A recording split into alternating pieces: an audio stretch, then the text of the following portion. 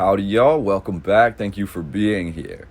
The question I would like to pose today is, where are all the mid-19th century photographs of Austria? More specifically, the photographs of Vienna, the capital city. I wasn't sure which images to include in this video, as finding photographs relevant to what I wanted to discuss with you was nearly impossible. What makes me pose that rather broad question to begin the video is that Austria claims to have been quintessential in the current narrative to the foundation and spread of the practice of photography, which occurred as early as 1839 and 1840. Yet I found it almost impossible to locate any photographs of Vienna earlier than the 1850s. With a majority of the images of the architecture, the landscape, dated to the 1860s and later, which would place nearly all of the earliest images of Vienna in the years following the great revolutions that affected this landscape. According to an official Austrian website endorsed by the European Union, we're told few people know that the origin of photography actually traces back to Austria.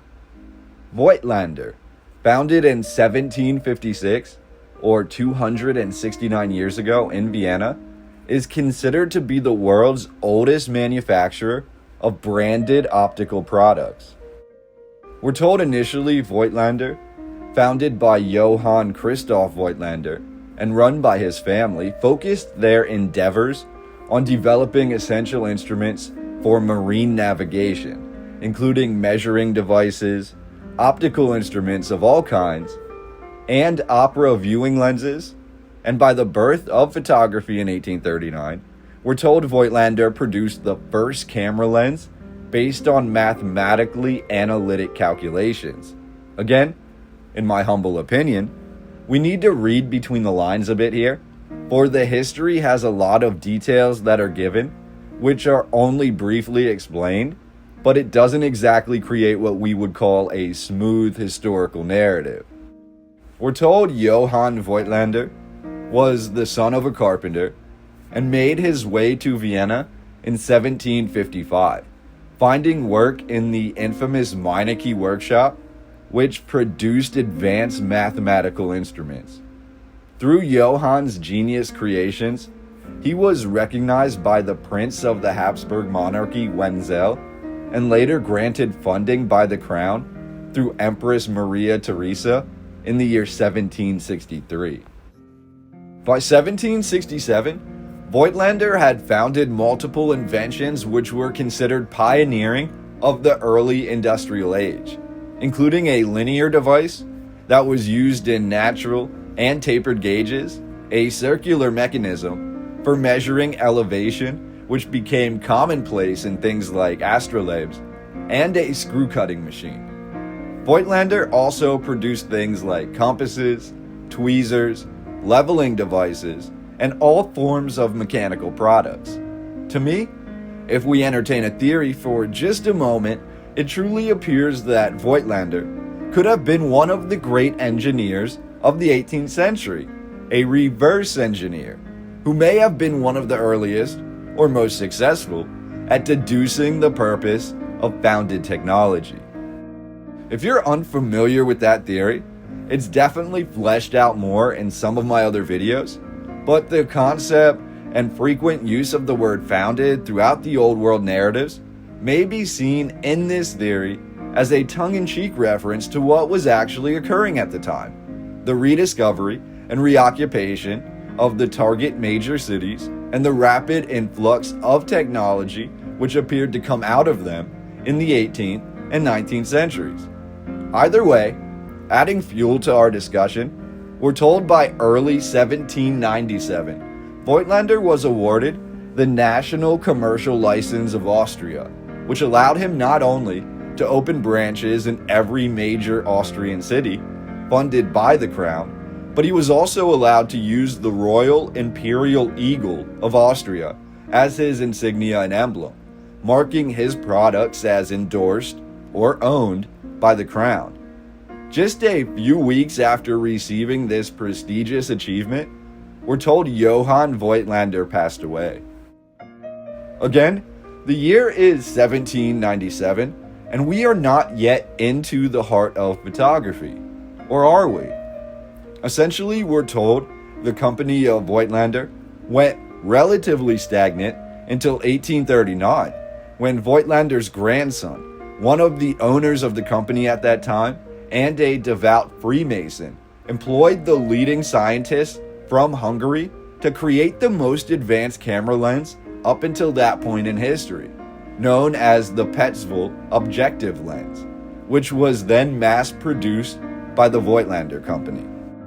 Again, when discussing the old world, we often talk about shutter times in photography, and many people claim that we simply don't see a lot of citizens in the earliest images from the 19th century, the landscape and architectural city photographs, because, quote, cameras took well over a minute to capture a photograph. I'm going to make a pretty bold hypothesis today and say that this was simply not true, or at least it shouldn't have been. Voigtlander was considered at that time period to be the largest camera producer in the entire world, spearheaded by the Petzval Lens, which could capture a photograph in an estimated 35 to 45 seconds.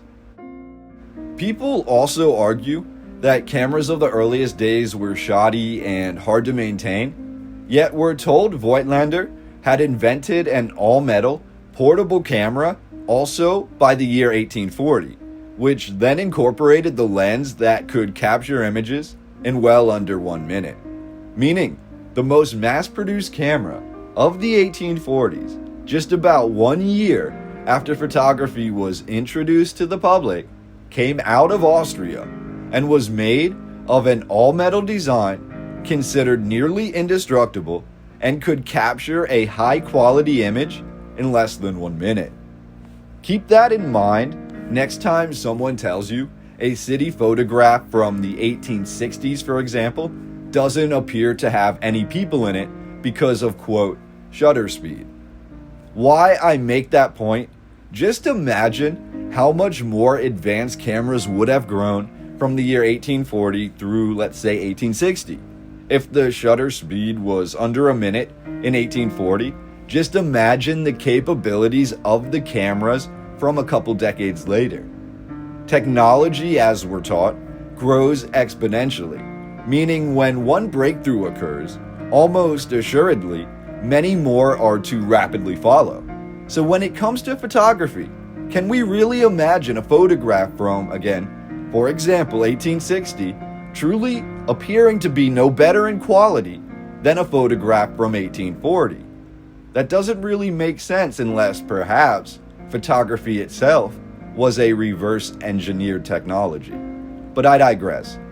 We're told Peter Voigtlander, the grandson and mason, then married the daughter of one of the leading lawyers in all of Austria, and they set up their business along the main trail of the earliest railway that interconnected the country.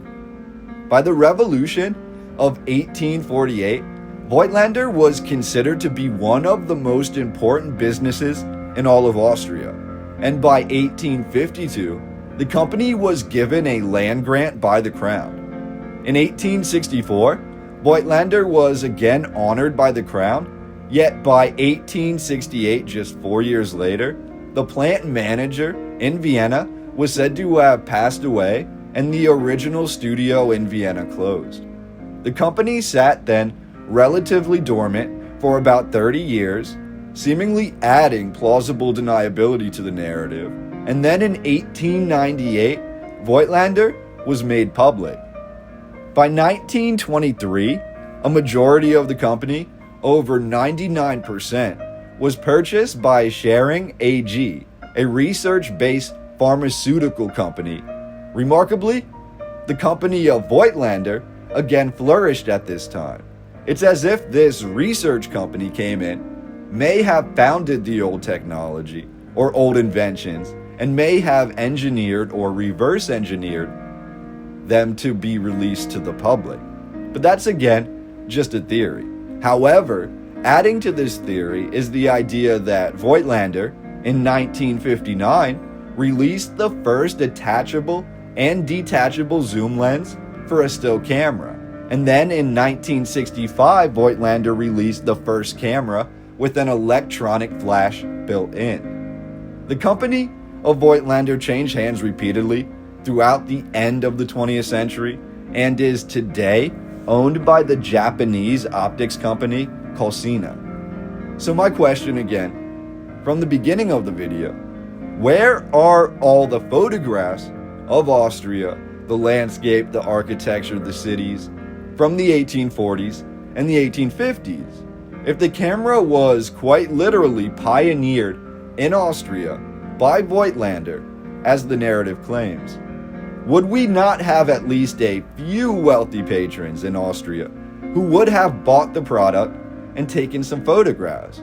Wouldn't Voigtlander himself, a renowned Renaissance man, have taken photographs of the great capital city of the country that he was representing?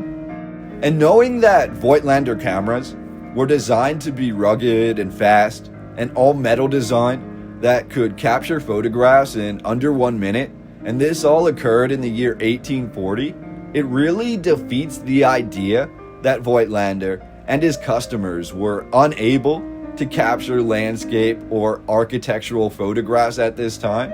Granted, while I looked into these different collections, I was able to get my hands on a handful of detailed images of Vienna and Greater Austria. But with the history that we've gone over today, one could only imagine that there should be hundreds, if not thousands, of images of Austria after the camera was first introduced here in the year 1840. It's like introducing the smartphone 10 to 15 years ago with its selfie camera capabilities, and then 10 years after that, coming forward and saying, no one took any selfies. I know that's a bad metaphor, but consider this. We really only have portrait photographs from the 1840s and even the early 1850s in Austria. It's as if people simply refused to take their cameras outside or to capture nature or architecture, which really doesn't make sense when we consider that the Voigtlander camera was specifically made to be in those sort of outdoor, rugged conditions. I find it almost impossible to believe that there are not more architectural photographs of early Austria. There has to be numerous photographs of Vienna taken before the Great Revolution that affected the city, beginning in 1848. However, when we look into it, we're told the very revolution could also have led to the destruction of any compromising historical photographs. In all honesty, the photographs and newly founded technology could have been a major reason for the revolution itself and the possible revision of history. Can you imagine supposedly inventing or perfecting, pioneering this technology, this invention, which would go on to reshape society? Does it make sense that it took the people of Austria 10 to 20 years after Voigtlander's metal camera that we actually begin to see high quality photographs taken outdoors?